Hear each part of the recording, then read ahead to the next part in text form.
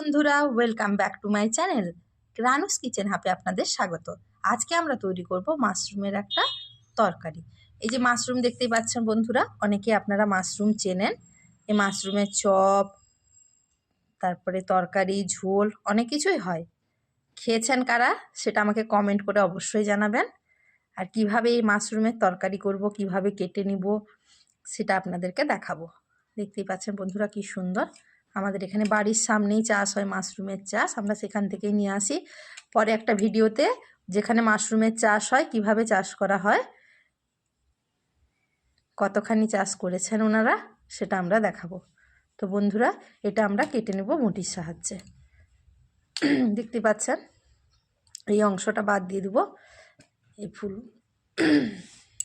বন্ধুরা, এই যে মাশরুম কেটে নিয়েছি দেখতেই পাচ্ছ, এগুলো তার গোড়ার দিকের এই মোটাটা এটা বাদ দিয়ে দিয়েছি। দেখেছো কতটা কেটে নিয়েছি মাশরুম। এবারে দেখো কিভাবে কাটছি সেটা দেখে নাও। এইভাবে এটাকে কেটে নিলাম প্রথমে, দিয়ে এটাকে এইভাবে ধরবো, এই গোড়াটা বাদ দিয়ে দিলাম। এই যে এটা বাদ দিয়ে দেবো, এটা অনেকখানি শক্ত হয়, চিবাতে গেলে কচকচ কচকচ করে।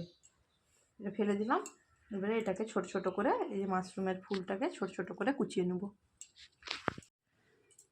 মাশরুমে দেওয়ার জন্য দুটো মিডিয়াম সাইজের আলু নিয়েছি, দুটো পেঁয়াজ নিয়েছি, দুটো টমেটো, রসুন নিয়েছি। এটা পুরো রসুনটা নেব না, কয়েক কোয়া রসুন নেব। আর কাঁচা লঙ্কা, লঙ্কাটা নিজেদের ঝাল যেভাবে খাবেন সেই রকম পরিমাণ মতো লঙ্কাটা দেবেন। প্রথমে এই কাঁচা লঙ্কাগুলোকে চিড়ে নেব, এই মাঝখান থেকে দুভাগ করে নেব।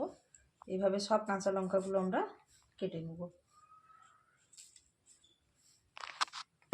এবার পেঁয়াজটাকে আমরা ভালো করে কুচিয়ে নেব। পেঁয়াজটাকে মিহি মিহি করে কুচাবো। যত ভালো করে কুচিয়ে নেব পেঁয়াজটা, তত ভালো করে তরকারির সঙ্গে মিশে যাবে।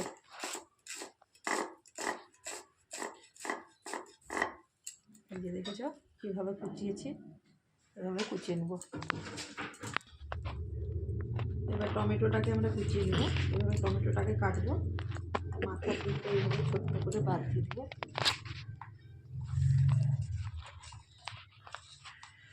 টমেটোটা সবসময় বন্ধুরা ধুয়ে করে কাটবে, দিলে এই টমেটোর ভেতরের অংশটা যদি কাটার পর আমরা ধুই, দিলে ওটা জলে ধোয়া হয়ে যাবে। টমেটোটাকেও এইভাবে কুচি কুচি করে কাটবো। এইভাবে দুটো টমেটো আমরা কেটে নেব।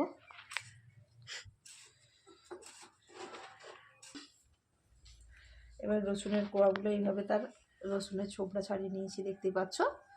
5 কোয়া রসুন নিয়েছি আমরা। রসুন যদি না আপনারা কেউ খেতে ভালোবাসেন তাহলে রসুনটা আপনারা স্কিপ করে যেতে পারেন। এটাকে ভালো করে কুচিয়ে নেব। দেখতেই পাচ্ছেন বন্ধুরা কীভাবে কুচিয়ে নিয়েছি। এইভাবে সব রসুনগুলো আমরা কুচিয়ে নেব।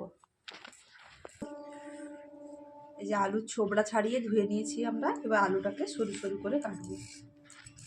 যেহেতু মাশরুমটা আমরা অনেক ছোট ছোট করে কুচিয়েছি, আলুটাকেও অনেক সরু সরু করে কুচাবো। এইভাবে আলু ভাজা কাটা হয়।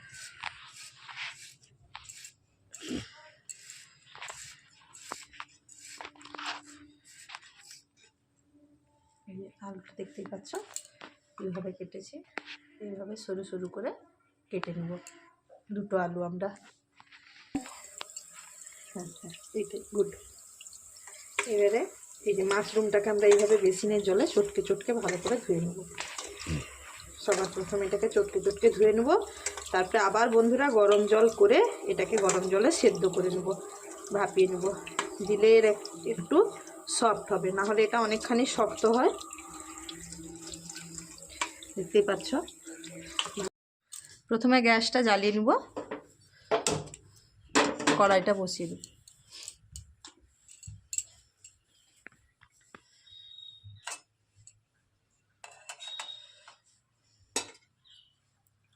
কড়াইটা গরম হোক।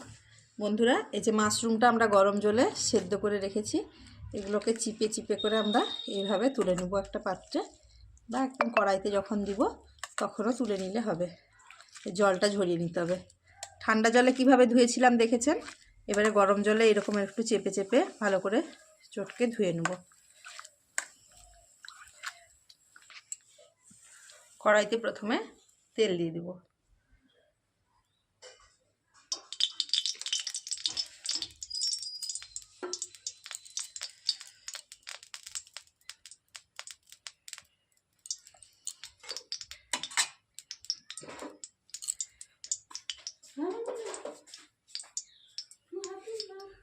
তেলটা গরম হয়ে গেছে, এবারে প্রথমে আমরা রসুন কুচি দিব।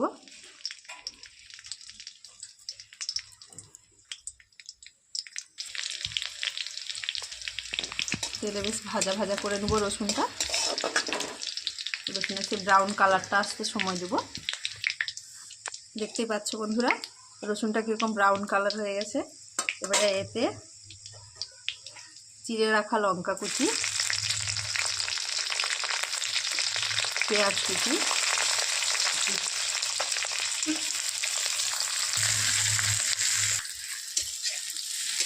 পেঁয়াজ কুচি আর লঙ্কা কুচিটাকে ভালো করে ভেজে নেব। পেঁয়াজটাকেও একটু ব্রাউন কালার হয়ে আসতে সময় দিব আমরা। পেঁয়াজ লঙ্কাটা বন্ধুরা ভাজা ভাজা ভাজা হয়ে গেছে। এবারে আমরা এতে আলুর কুচিগুলো যে করে রেখেছি সেই আলুগুলো দিয়ে দেবো ভাজা করতে। একটু লাল লাল করে আলুগুলোকেও ভেজে নেব। আলুতে এরপরে একে একে লবণ, স্বাদ মতো হলুদ গুঁড়ো আমরা দিয়ে দিব। হলুদ গুঁড়োটা 1 চামচ মতো দিয়েছি, কারণ এতে সরিষার যে পেস্টটা পড়বে তাতেও অল্প হলুদ দিয়েই আমরা পেস্ট করি। এবার এটাকে ভালো করে মিশিয়ে নেব।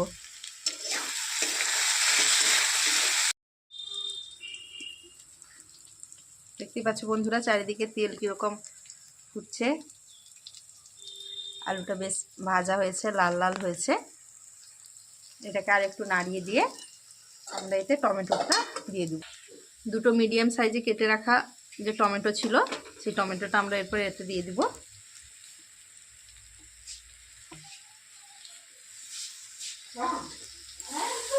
দিয়ে এটা ভালো করে আবার মিশিয়ে নেব। টমেটোটা একটু গলে যাওয়া পর্যন্ত আমরা এটাকে মিশাবো। যেহেতু আলুটা ভাজার সময় লবণটা দিয়েছি তাই টমেটোটা সহজেই গলে যাবে। আর যখন আমরা এইভাবে ভাজবো সমস্ত সবজিগুলো তখন আমরা মিডিয়াম টু লো আঁচটা রাখবো। খুব বেশি বাড়াবো না, হাই ফ্লেম দিব না, আবার খুব বেশি কমও দিব না, তাহলে আলুটা একদম ঘেঁটে যাবে। বন্ধুরা এটাকে নেড়ে নেব, কারণ নিচে না হলে তলাতে লেগে যাবে। মাঝে মাঝে এটাকে ভালো করে নাড়িয়ে নিতে হবে। দেখতেই পাচ্ছ বন্ধুরা কি সুন্দর কালারটা এসেছে। এইভাবে একটু খুন্তি দিয়ে চেপে দেবো। দেখেছো টমেটোগুলো সেদ্ধ হয়ে গেছে। যদি হাতে বেশি সময় না থাকে আপনাদের তাহলে একটু ঢাকা একবার দিয়ে দিবেন 5 মিনিট।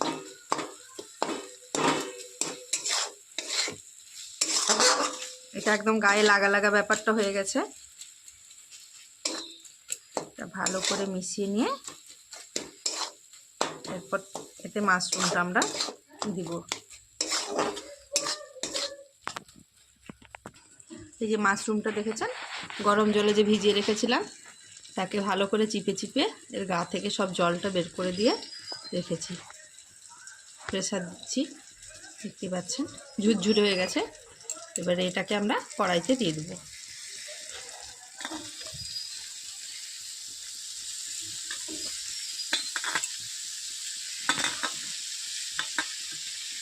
গ্যাসের ফ্লেমটা কখনোই পুরোপুরি বাড়াবেন না, কারণ তাহলে মশলাটা পুড়ে যাবে। একে মিডিয়াম টু লো ফ্লেমেই পুরো রান্নাটা হবে, দিলে তার টেস্টটা অনন্য থাকবে। এভাবে ভালো করে এটাকে মিশিয়ে নেব।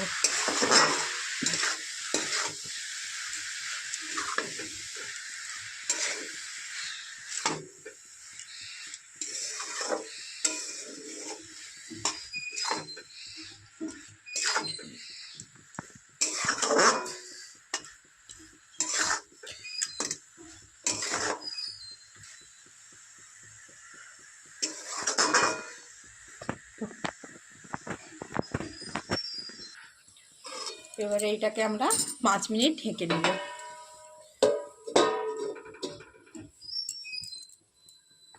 ফিরে এলাম 5 মিনিট পর। এবার ঢাকাটা খুলে নেব।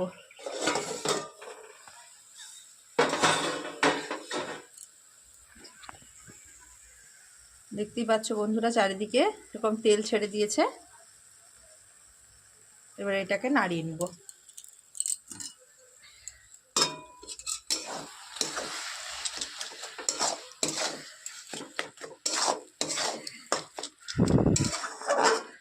আলুটা দেওয়ার জন্য এটা একদম গায়ে গায়ে ব্যাপারটা হয়েছে, একদম মাখো মাখো তরকারি।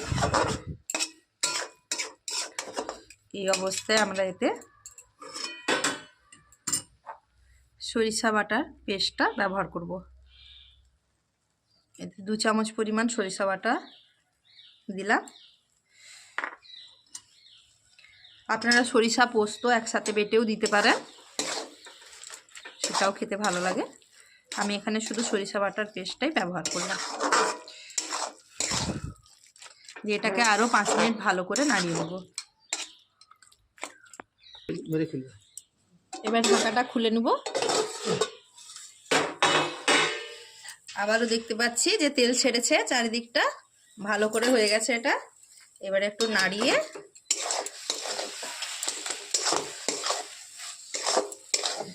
সবটা আবার মিশিয়ে নেব।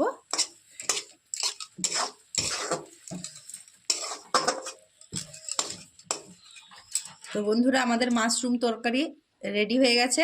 আপনারা এইভাবে মাশরুম তরকারি রান্না করে খেয়ে দেখবেন কেমন লাগে, কত সুন্দর লাগে। আর বাড়িতে আপনারা কিভাবে মাশরুম তরকারি বানান সেটাও আমাকে জানাবেন, তাহলে আমিও আপনাদের মতো করে বানিয়ে খেয়ে দেখবো কেমন লাগে। তো বন্ধুরা, যদি রান্নাটি ভালো লেগে থাকে তাহলে অবশ্যই চ্যানেলটিকে লাইক এবং সাবস্ক্রাইব করে রাখবেন পরের ভিডিওটি পাওয়ার জন্য। আপনাদের একটি লাইক আমাকে একটি নতুন ভিডিও করার জন্য মনে আনন্দ জন্মে দেয়।